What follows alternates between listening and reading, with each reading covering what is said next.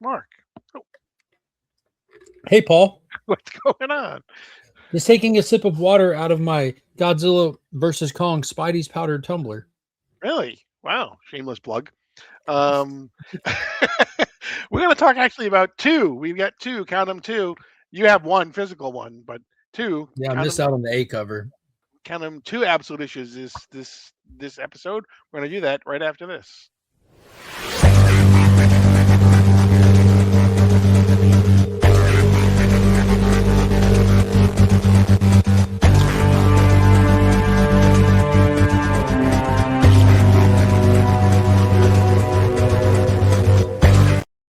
Before we get started, don't forget to hit that like button, hit the notification bell, hit the alert button so you're notified whenever we upload new content. Leave us a comment and subscribe. If you're not subscribed, make sure you subscribe as well. Nothing. Why? So there we go. There we go. There we go. I couldn't see it before. Now I see it. There it is. All right. All is right with the world again. So, so yeah, we got we're heading into the last. Well, this is the last one before the final quarter of the Martian Manhunter issues. We can see we can see the finish line. Um, but we have I don't mean to be negative. I don't mean to be negative. Absolute Martian Manhunter number 9, and then we got still have Absolute Wonder Woman number 17. We'll have that one as well. So we're going to start with Absolute Martian Manhunter number 9. And we start with Absolute Martian Manhunter has been captured, if you recall. Yeah, I would say he's being dissected, but Yeah. Yes. Is it dissection or is it vivisection? That's I think it's a vivisection because our specimen is still alive. Yeah, the little spooks, the trench coat people working for the government that popped up a couple issues ago, got a hold of him somehow. They haven't explained how you can actually get a hold of him yet, but they have him on an operating table, which also makes no sense because of the form in which he exists in. But they're cutting into him, and a lot of colors and stuff are coming out. All these colors that represent nobody knows what because 9 issues in, they've never once addressed it or talked about it. But he's being dissected or vivisected on a table because he decided to separate from John Jones in the last issue to give him some breathing room, just to have a chance to cool down. If you recall, that's when out of nowhere Despair Zero or the Absolute Despero showed up just unannounced, and we'll get into more of that in this issue too.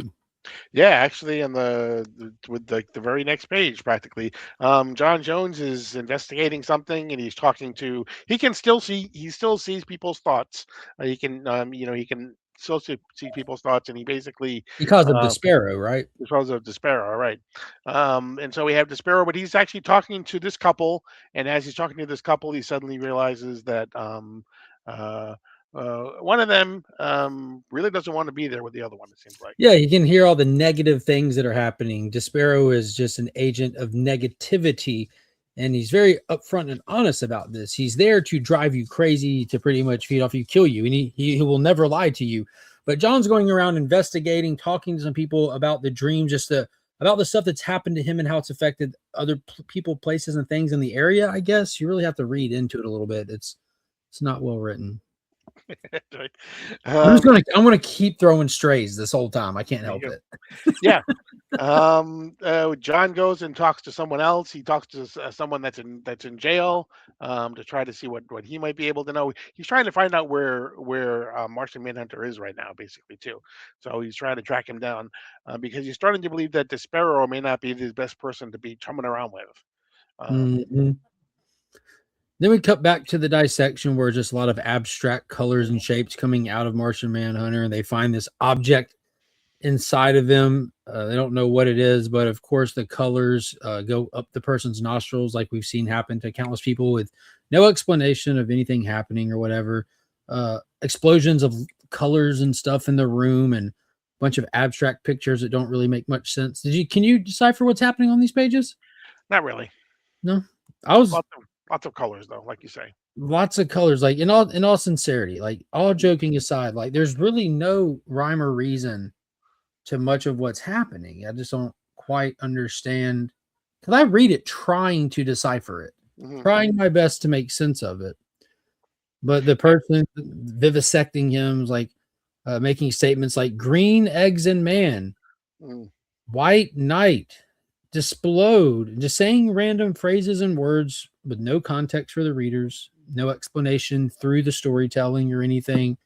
That's if you're watching this and you're reading this book, also, please, if you're enjoying this book, please, for the love of God, leave a comment and say what you like about it. Right. Explain what you like about it so that I can possibly understand it from a different perspective. We are only two sets of eyes, Mhm. and Paul and myself have very similar tastes.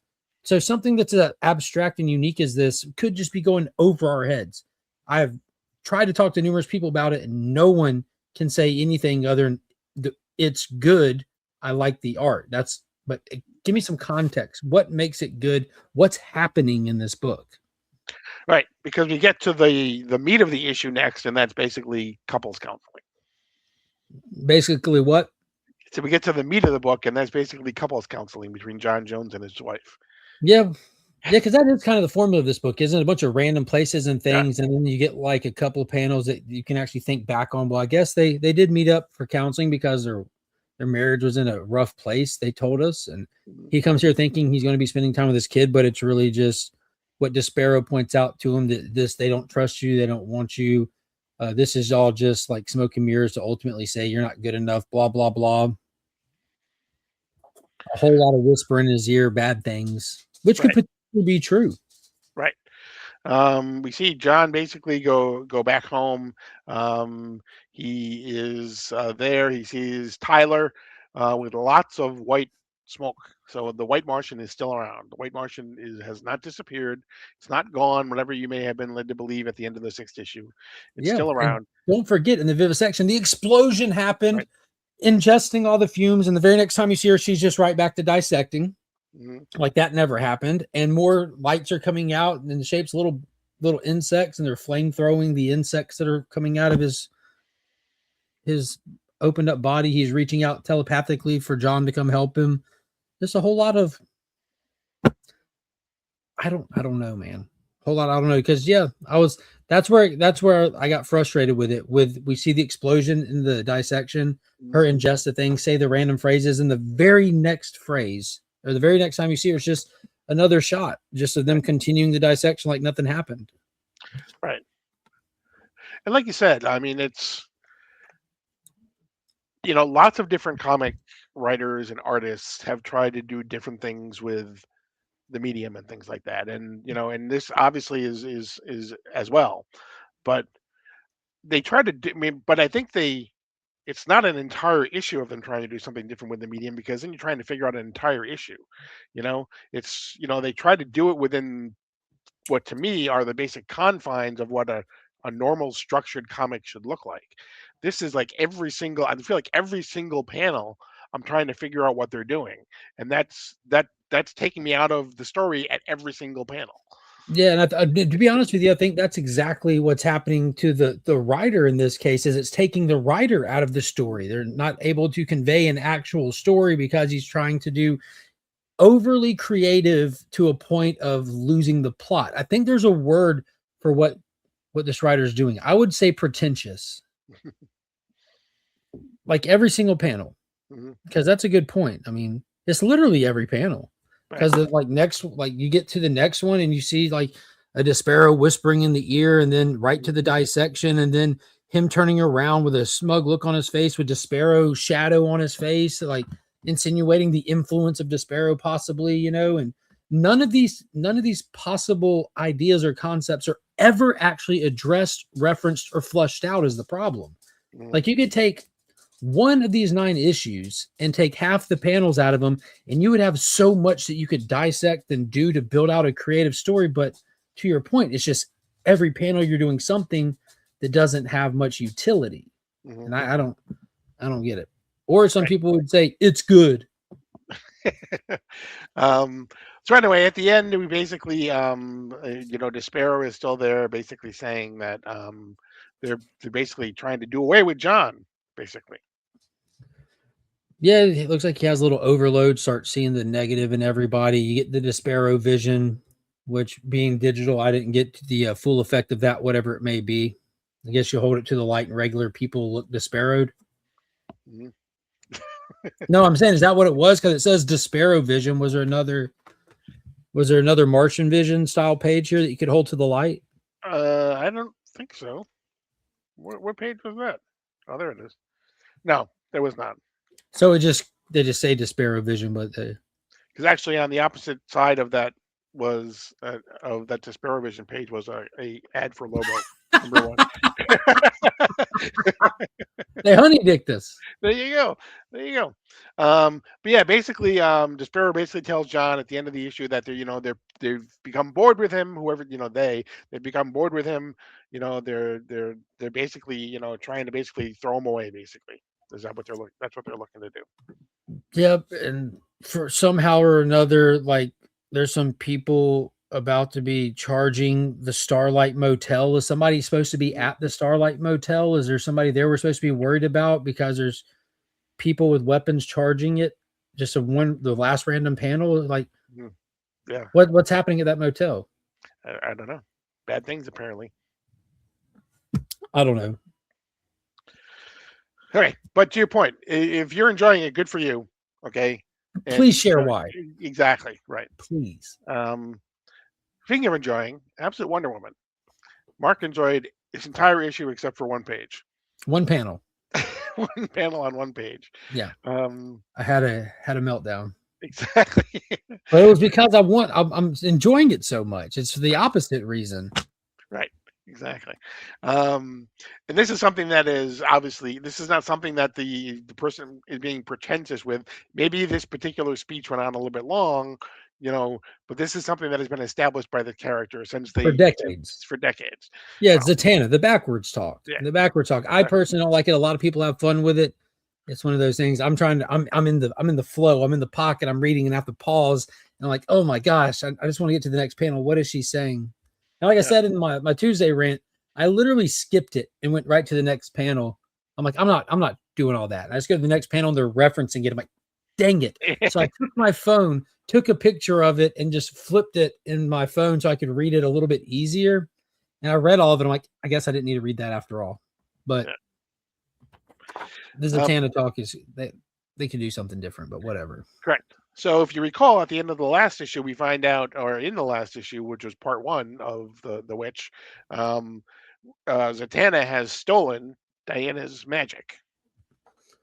Yeah, it starts off right where we left in the museum with the Suicide Squad here, made up of Giganta, Zatanna, Cheetah, and one of the fishmen from the labyrinth where we met our Minotaur. And Dr. Poison.